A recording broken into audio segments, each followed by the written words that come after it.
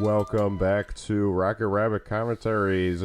Rather short playthrough of Oblivion from the Xbox 360 game disc, the Golden Game of the Year edition, complete with the Shivering Isles expansion.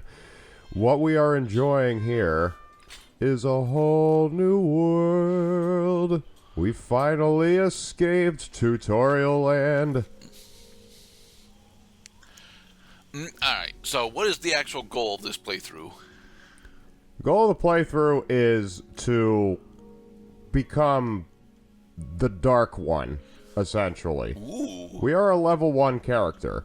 There are many limitations with being a level 1 character. You can't improve your health, you can't improve your magicka, you can't hardly improve your total fatigue, or your attack power, or some access you have to quests, because there are many quests in the game for which you have to meet a certain prerequisite level.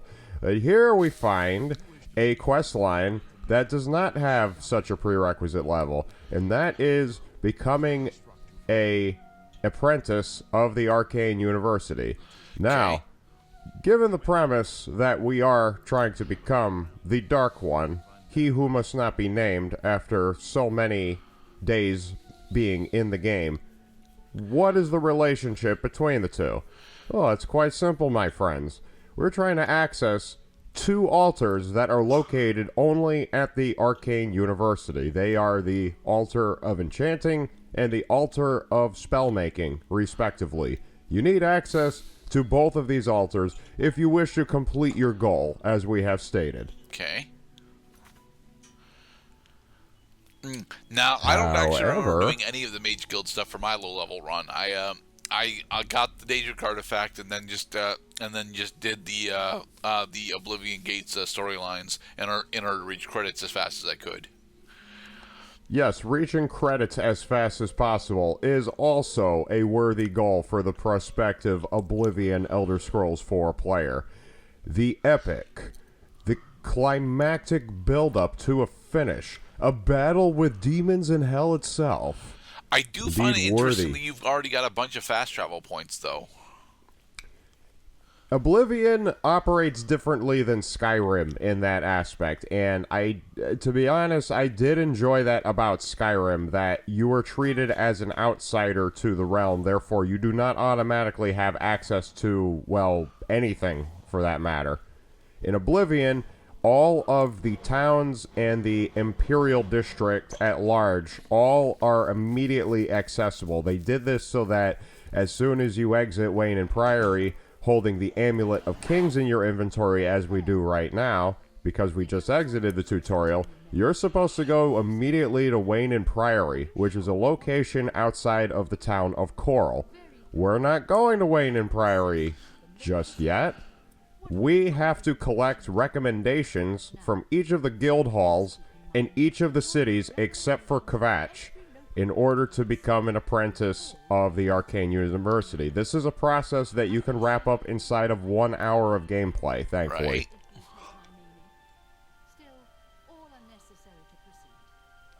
Right. So if you walk up to her with level 20 illusion, can you just buy a recommendation off of her? You don't.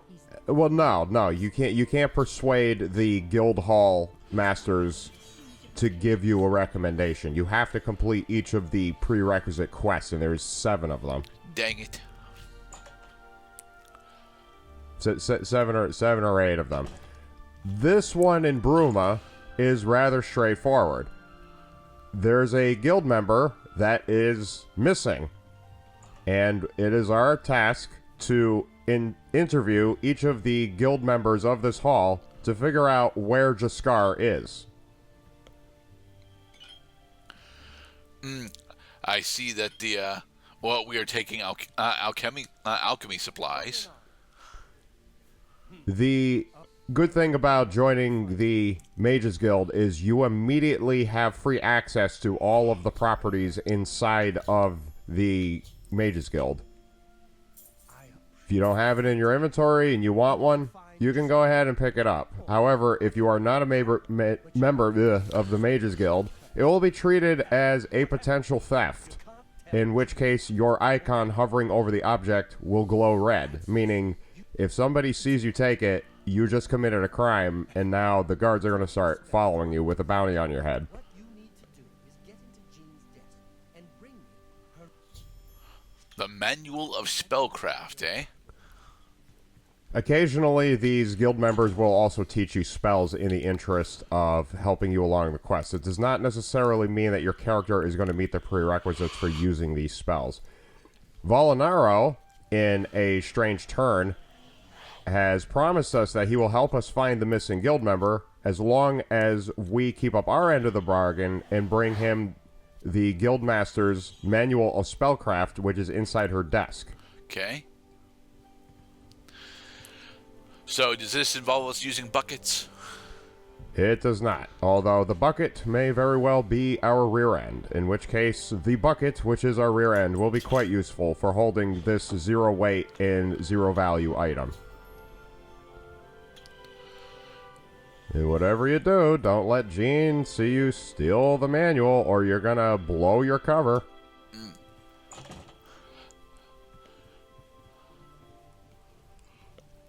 Have you pulled that?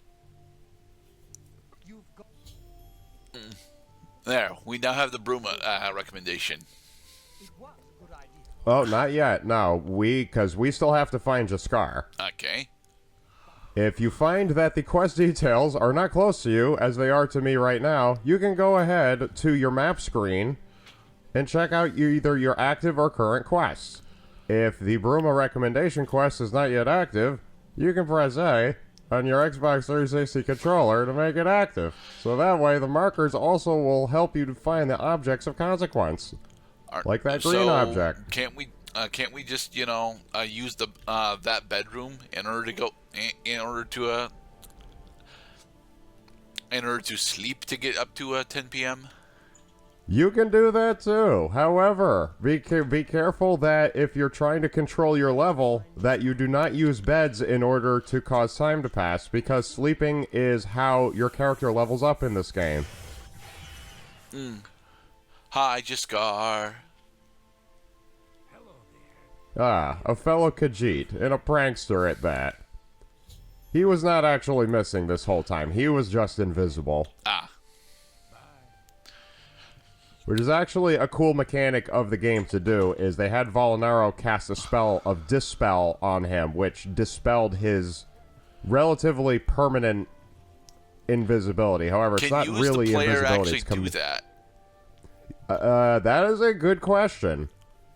I've never tried it. If you can produce a Dispel spell that is powerful enough, in theory, for example, if your mysticism was a level 100, then you can cast as powerful of a Dispel as you would like. However, I don't think Dispel is treated as an attack, though it would likely work.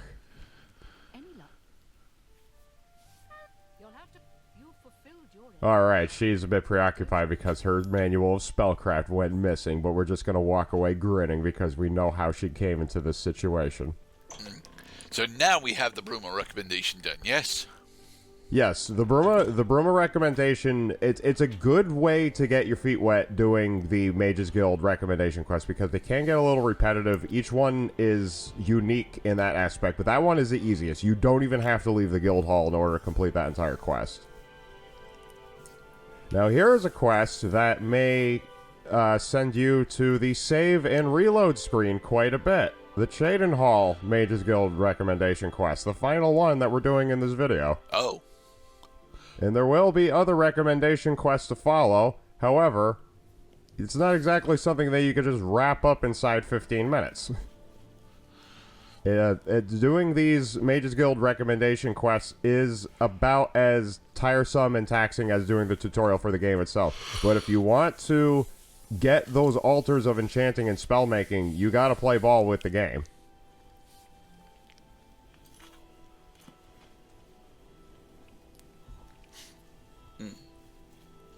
I don't remember spending pretty much any time in Cheydinhal for my low-level run.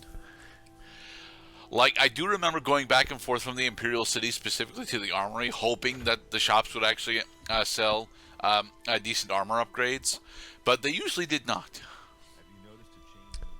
The shops, I think, are going to be second fiddle to the random loot that you can get from enemies in order to get more powerful armor. But however, as a low-level character, if you're classed in heavy armor, the best thing you're going to find is steel. Okay. If you're classed in light armor, the best thing you're going to find is like the guard armor or I think mithril. You might be able to access mithril. Alright, so we need to go deliver a ring for him? We have to fetch a ring of burden. It is located in the well. Deetsan is going to tell us more about this. Ooh, she gave us ring buoyancy. of burden. Because we have to go into a fully submerged cavern. In this game, you can only hold your breath for so long underwater before you start choking. Not unlike Legend of Zelda Ocarina of Time when you start using the iron boots.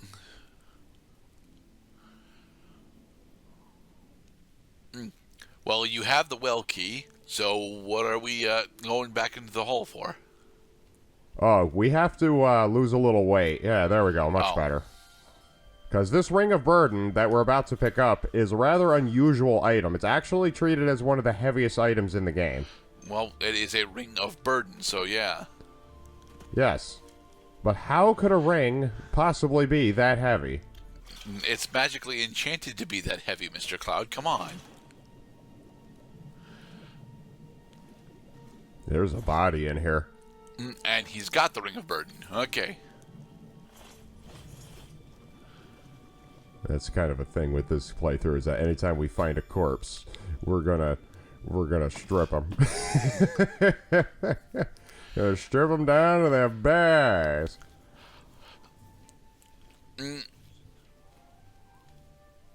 So, what did her casting buoyancy on? Oh no, she gave us the buoyancy spell, right? Right, buoyancy is an alteration spell, but you have to be at least a level 25 in alteration in order to do it, and we are not a level 25 in alteration. Right.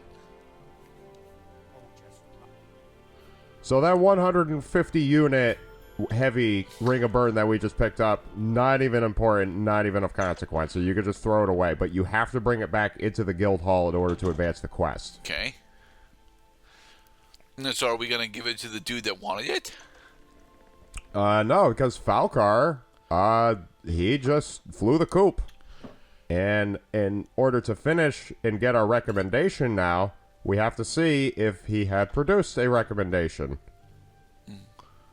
By breaking into his drawers. Some black soul gems. There's no evidence of a recommendation in Falcar's room, but we found black soul gems. Wicked, dark, and evil, bro. We're gonna bring this to Deetsan's attention and see if she has any advice for us, the prospective apprentice. Okay, so now we have the recommendation done, yes? Yes, sir. And in the next part, we are going to continue rounding up these recommendations.